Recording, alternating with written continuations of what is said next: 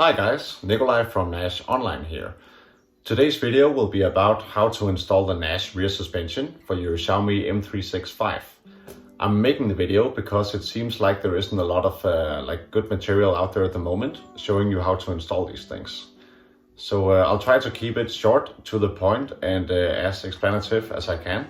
But again, if there's anything that I'm missing out on, please just let me know by leaving a comment down below or sending me a message, and I'll be very happy to help you as best as I can.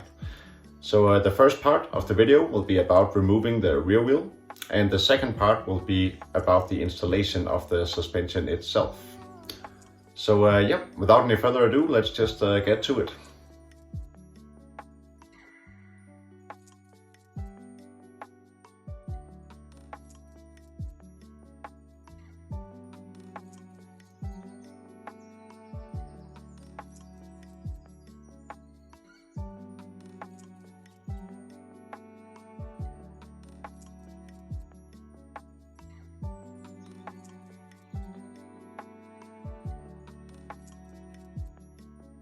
And do pay attention that there is a small connector that you need to loosen before you are able to entirely remove the mudguard. So I've gone ahead and done that now, and the easiest way to do it is to just reach from underneath with a couple of small Allen keys or a small set of pliers, and you should be able to sort of press those two on the sides and then remove the plug. And so now we are able to fully remove the mudguard. So now we need to remove these reflectors in order to be able to see the screws underneath. And then we remove those to remove this trim. We do that on both sides. After that, we will loosen the brakes and disconnect those. And eventually we will be able to take out and remove the rear wheel and make room for the installation of the NASH suspension.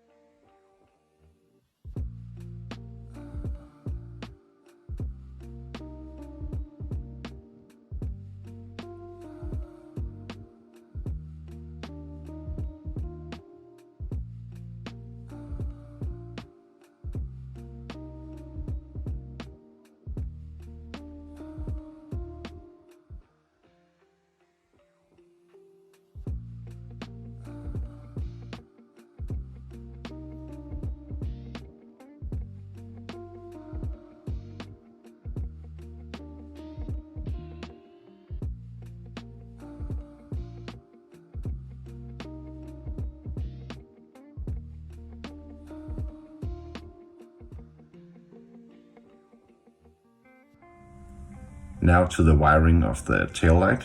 This cable here will be included, and you need to put this end in here, and this end you need to put in here.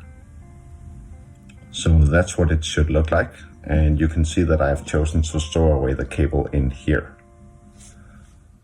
So now I have inserted the rear wheel. Just simply insert it from underneath and make it fit in here. And now we will go ahead and reuse the silver bolts from before to fasten the wheel to the fork. So just do the first part here by hand, and then we will need the Allen key to get it in the rest of the way. And just get that in both sides.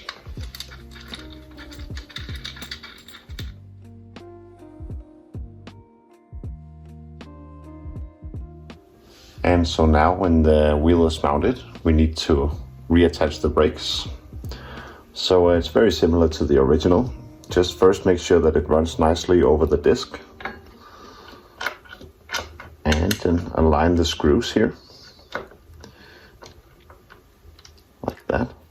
And then use the small Allen key to fasten the brake. And so now the last thing that we need to do is we need to replace the original brake cable with this included extended one. And the way we do it is we disassemble the front brake here, and then we're able to pull out the brake cable from inside the red tube here. Before we're able to pull it out though, we need to go down here and we need to cut, because otherwise you cannot pull it out because there's this bit at the end. So cut here and remove this, disassemble this, pull out the original brake cable, put in the new one, this part attaching to the brake lever here, and running this part down through the tube. And what that does is it gives us around 20 centimeter extra here towards the end, which we will need because now the brake pad here has been moved. In comparison to before, where it was located here, it is now all the way back here. So you need that extra length. So once you get that new cable on, it will surpass the brake pad here. And then you need to add this included sort of extender, just like that. And then this part here goes towards the end of the extender. So it should look something along the line of this, passing through all the way here. And then the cable, once that's attached to the brake pad, you need to fasten it here at the screw towards the very end, like we had before. And so yeah, once you've done that, you should be all set to go.